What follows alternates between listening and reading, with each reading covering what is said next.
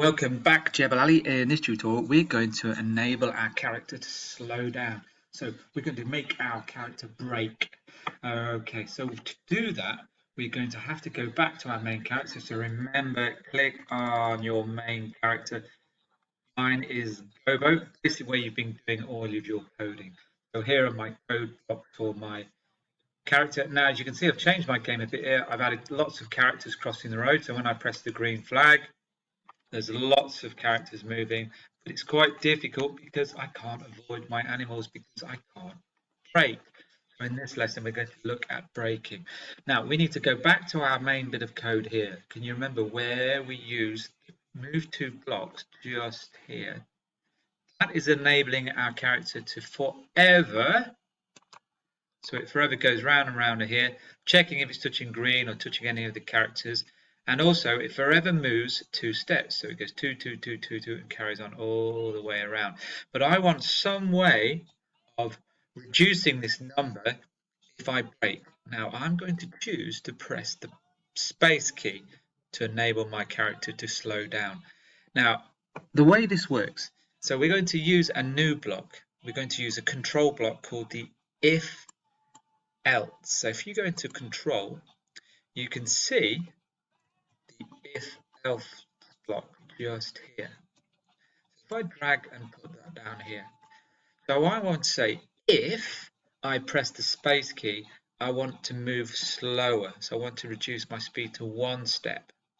Okay, so to do that, we need a sensing block again. Now, if you remember, the sensing block are here, and I'm going to click on there, and I'm going to use the the pressing key. There you go. If key space press, and that's perfect because I want to use the space key. If you did click on there, you can see lots and lots of arrows. Remember, use the left, right to turn our character. But this time we're using the space key, so I'm going to put that in the top of my if statement. So here I'm going to say if key space pressed, I want to move at a slower speed. So instead of 2 steps, I want to change to 1 step. So I'm going to go to my motion and drag my move 10 steps inside the first part of my if else statement, and I'm going to change my steps to 1. So only when I press the space key will it move to 1 steps. Else I want it to continue to move at 2 steps, and there's my 2 steps block there. And to get that out, you just need to drag this if statement a little bit to the side and drag your move 2 steps inside the else. Then you can put your if statement for your touching your character or your grass, and then the if else statement can go back inside your forever loop. Now, can you see what I've done there? So it's forever moving at 2 steps. If I press the space key, it will move at 1 step.